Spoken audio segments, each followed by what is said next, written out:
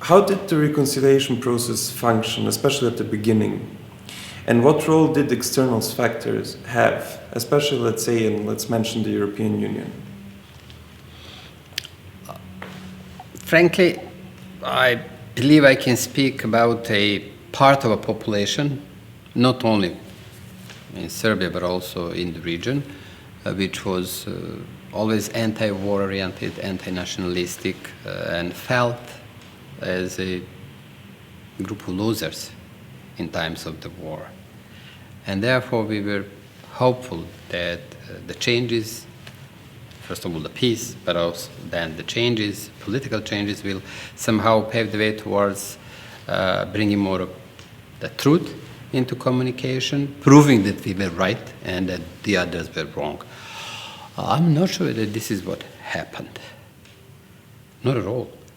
If you look at the political spectrum in each and every country practically, in the political debates, there are a lot of harsh feelings in the media, in the communication, and therefore, speaking about the expectations, the high expectations were from the ICTY, the tribunal, and I think we were wrong to expect and to burden that much on the tribunal.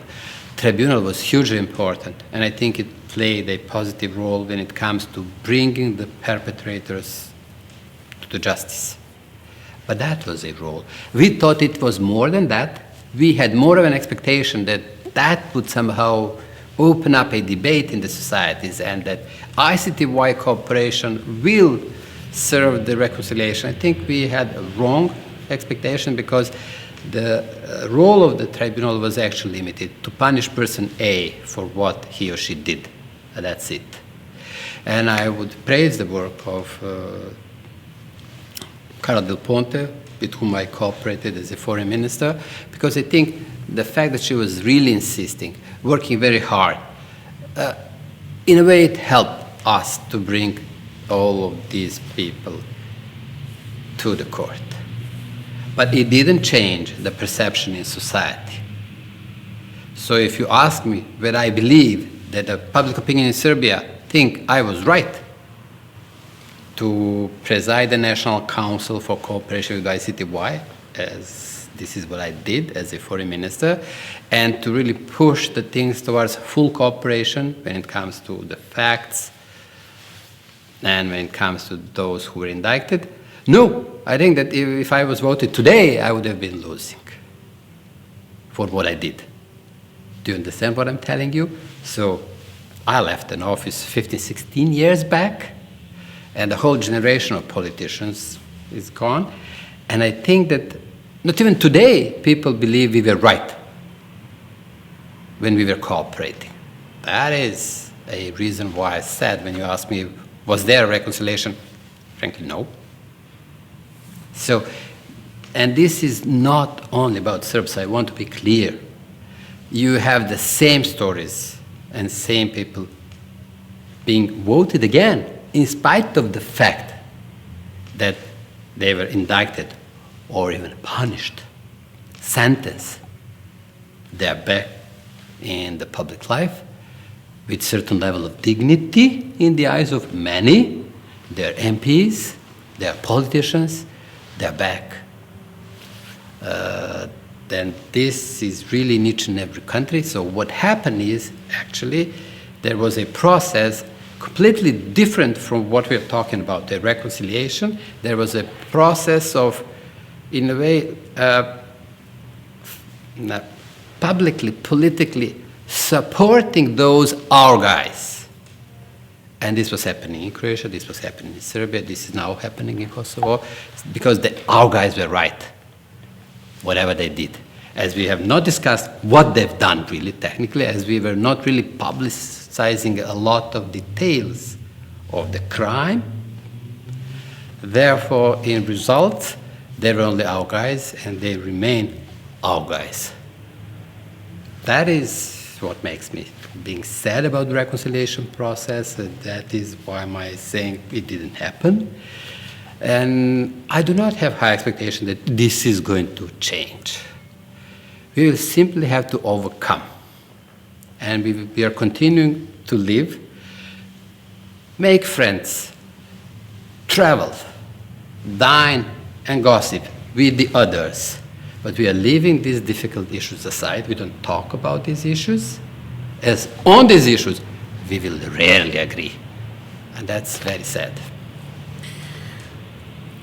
How do the politics influence reconciliation today? You talked a bit about your government. I mean, you were part of the first democratic elected government with Zoran Đinđić being the prime minister of Serbia back in the 2000s. You also delivered and brought Slobodan Milošević, your government did, Slobodan Milošević to the tribunal in The Hague. So what would you say about the politics today? How do the politics today influence the reconciliation process? And also, especially considering how the media impacts the reconciliation process. A reason why I mentioned in this intro that as a child I grew up without bringing with me this hate towards whoever, although the war was much closer than this war is. The reason is exactly what you are now asking, what I'm trying to explain. There was in former Yugoslavia, Tito's Yugoslavia, where I grew up, there was never a negative campaign towards Germans. It went into a movie industry, and while I was growing, these movies about the wars became actually a funny movies in a way. So the culture, and you may even go further and say a totalitarian regime with a decisive campaign, no hate, proved right. So I'm not now advocating for a totalitarianism, but I'm just telling you there was a positive campaign, so to say, throughout the industries. Is it economy, is it culture, entertainment industry, movies, sport? Somehow, obviously, it was possible to control the media, as you're asking about the media, and to constantly, in an organized manner, send a positive messages, or at least no negative messages. We have lived completely different development in the last 20 years. And I don't want to say media are to blame. Media are owned by someone, therefore influenced by someone. Here, if I am to blame anyone, I would blame a political societies, political parties, political leaders, because they actually introduce this language of hate into a political campaigns. Well, frankly, voters voted for them. So, I mean, if you're in politics, you define your campaign having in mind what the people will support. So there has to be this combination of educational statements, leadership-like statements, and, well, a campaign which will bring votes in. Eventually, we've ended up with only a very much negative campaign in all societies. And interesting enough, as bad as it is, these campaigns do bring votes, and these people get voted in. Frankly, we rarely get someone who has moved out of his narrative, war stories, hate towards the others, etc. Perhaps we can discuss why is this so. Perhaps the answer in my eyes would be what I mentioned. I've learned from this guy in Sarajevo, and this is, we've never really said the truth. I mean, very precise, concrete actions. What happened in this city at that day, and then in another one at that day. This is what is rarely happening. I would remember a friend of mine, intellectual, though I would say nationalist, but for sure, very well educated person. Once he has seen, it was Channel 4, the UK, a story about some of the crimes committed in Bosnia. he came to me and said, well, Goran, this is really horrible what I've seen. These people need to be punished. But that was a rare example that I've seen someone being brought to a situation to really see how bad it was, in spite of his, in this case, nationalistic feelings, to be able to say, well, this should have never happened. We did it wrong. This we is, of course, to be discussed, who are we, etc. But interesting enough, this is what didn't happen. This is what we were missing, and I'm sorry to admit it, 20 years plus after these wars, the narrative prevailing in a political campaign is still, we were right, they were wrong, and that's it. And you cannot, how should I say, you cannot say this happens only in one of the countries, and this is only about one of the ethnicities. I'm sorry to say, you see this wording, you hear these political campaigns, you see the political victors introducing this campaign in all of our countries. I'm sorry, but this is where we live now, and I'm not sure that this is going to easily change in a year or in 10. You were the director of the RCC, if I remember correctly, in Sarajevo. How hard was it for you to work there? What was your experience? You were probably dealing very much with reconciliation. You also mentioned your friend from Sarajevo who talked about reconciliation, about the war crimes and everything. So what is your personal experience considering reconciliation? I spent 6 years as the Secretary General of the Regional Cooperation Council, therefore living in Sarajevo. I have to say, I was never faced with the hate. If we really try to look into detail, there was a situation in an elevator in a government building where we had our offices. A colleague of mine was bringing his newborn baby with his wife. They, I don't know, baby shower or something like that organized in the office. So we were together in the elevator, and a lady in a building, she very much liked the baby boy and started playing with the baby boy. At a certain point, she asked a question. And what is the name? And the guy said, Alexa, which is, well, there, at least in Sarajevo, typically Serbian name. She froze.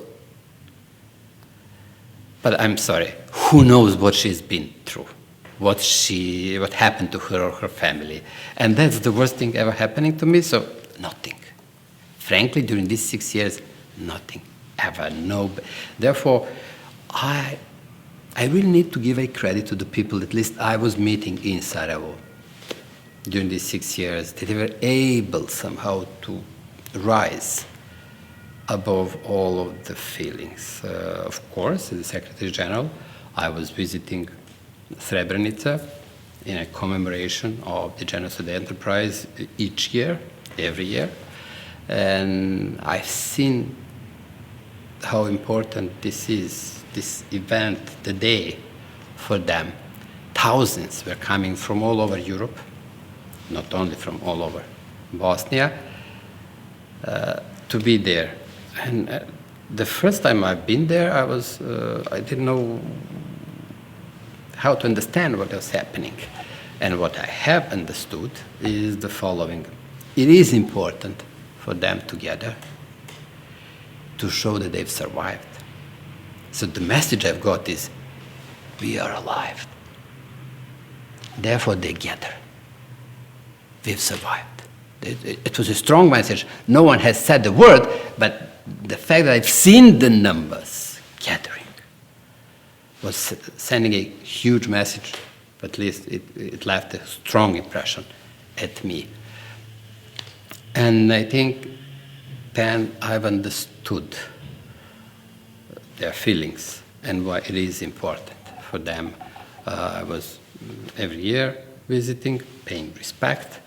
And I did have an opportunity to talk to not only their officials, but officials from my country, from Serbia, who came to pay respect. And it was an interesting discussion, and I, of course, am going to say only a piece with which I tend to very much agree. One of the officials said, well, I live for the moment when it will be possible for us to jointly pay the respect, tribute, or at least sad memories jointly and together to those who died in these wars, irrespective of their ethnicity. Well, for me, this would be a moment of reconciliation. We are not yet there, and I would be willing to work on that, to be able, because I've met Srebrenica mothers, spoke to them there, but I'm aware that there are mothers in Serbia or in Bosnia who belong to other ethnicities, or in Kosovo, who also need to be paid the respect.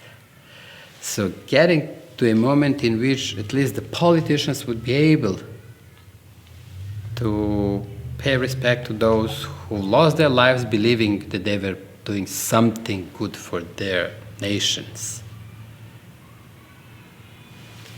Jointly, because they were very young, those who died, 20s. And it took us years and decades to learn how wrong this whole idea which brought the nations into a war was. I hope that I will live long enough to be able to see this kind of a moment, that the leaders coming from Zagreb, Belgrade, Sarajevo are paying respect to the generations of those who suffered, victims and their relatives, for it was completely wrong ideology which brought the nations into a war. But there are so many innocent people who believed they were right, though eventually, historically, they were wrong, and perhaps they might even have done a crime, believing that they're doing this for the benefit of their nation. It is difficult because it will, a moment like this, which would bring politicians together to pay respect to a generation of those youngsters who passed away, who might have themselves committed a crime, would be a moment in which, as mature politicians from all of these countries and all of the ethnic groups, we would be able to say that we understand how wrong it was, how sorry we are for them and for all the victims, and how respectful we are today, because we do understand that the others also suffered very much. Therefore, our guys will be somehow moved into a history, so we would be able to understand that they were all our guys. And they were misled or were misleading, and we are ready to really pay respect to the others as we are feeling sorry for ours on the same level, on the same way. This moment is what I'd like to see happening. For me, this would be a reconciliation, being able to say that you pay respect to the others, and others at the same moment being able to say that you also pay respect for your losses. We are not yet there, and I'm very sorry. You talked about how important it is to have truth and to have facts, established facts on which we have to learn from history. How important isn't the education system and the reforming of the education system, and to include reconciliation programs into educational systems in the Western Balkans?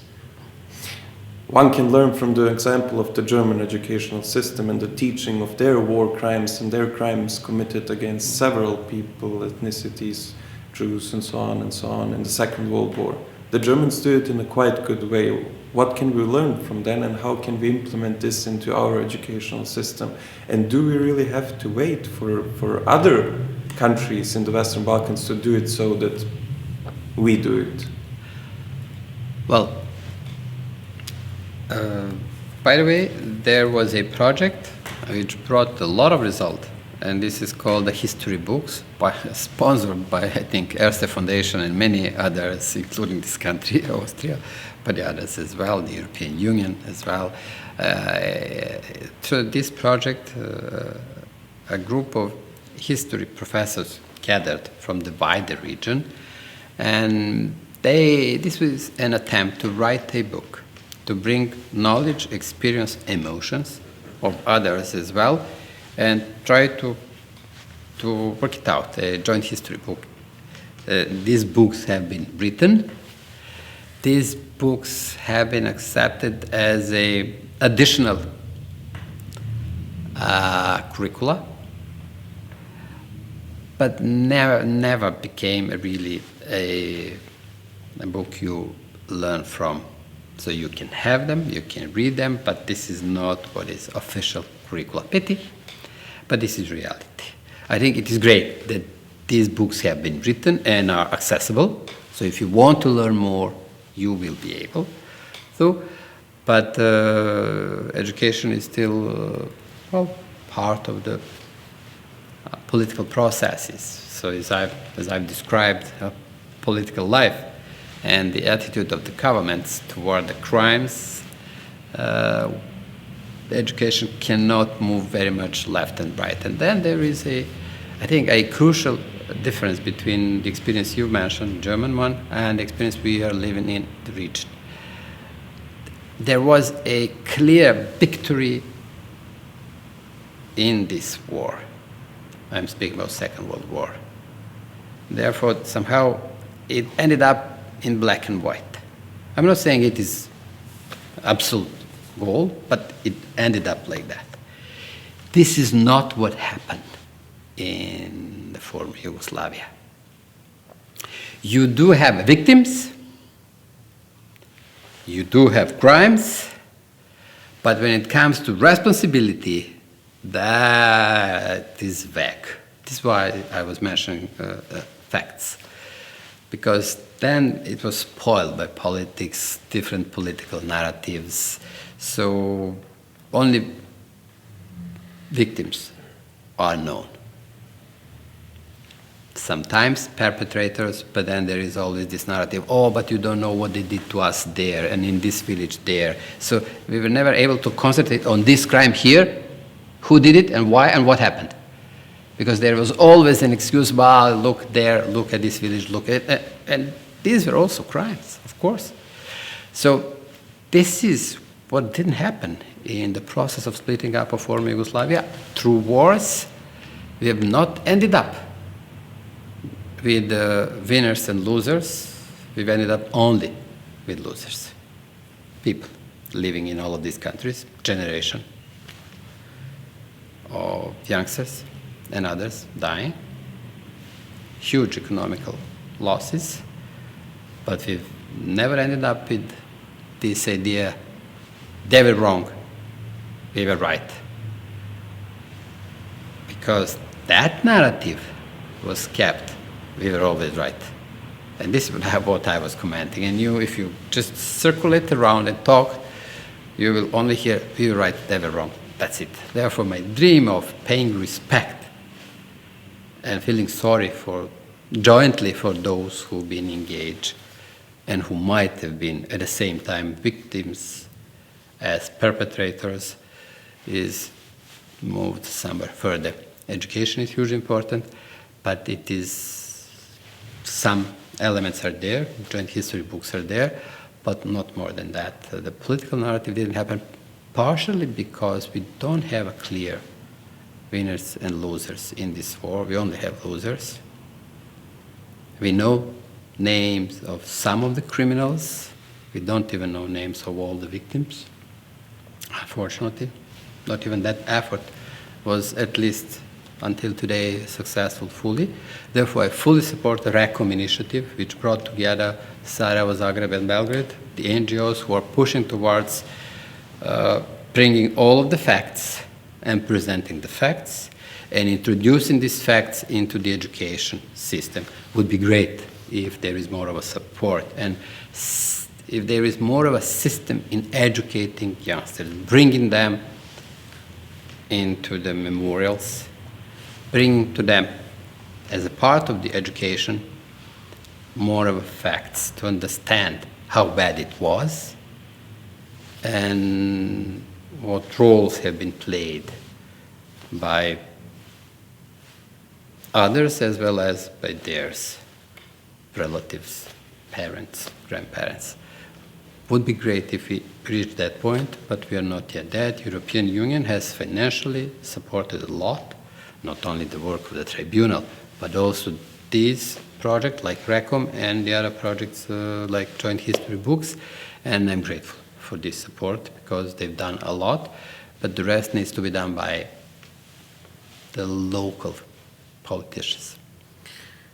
If we look to the future, all the countries in the Western Balkans who are yet not members of the European Union are aiming for your membership.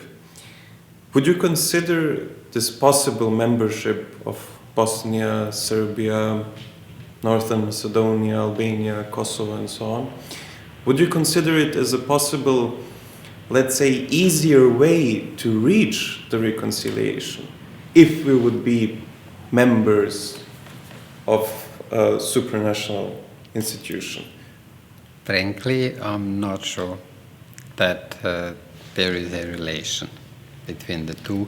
First of all, 2 out of 6 Yugoslav republics are members of the EU, Slovenia and Croatia. And I don't know, I haven't seen any specific result of their membership into the EU with what we are talking about, and this is the attitude towards war crimes and responsibilities. Not at all. So I don't think there is a correlation between the two. I'm very supportive for the membership of our countries into the European Union,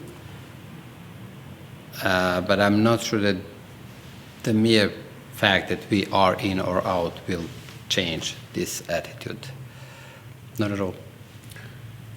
From your personal opinion, what can we expect from the future?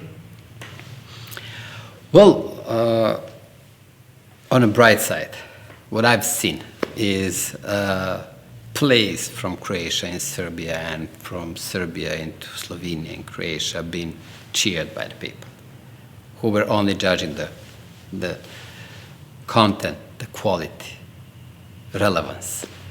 So culture, theater. Then I read a lot, I love reading. So you will see how the good books are finding a room, thanks to the fact that it's still similar, if not the same language. So the language is important and it opens a lot of doors. Art, culture, and sport. Those sports bring also the passionate fans who are very negative and very nationalistic.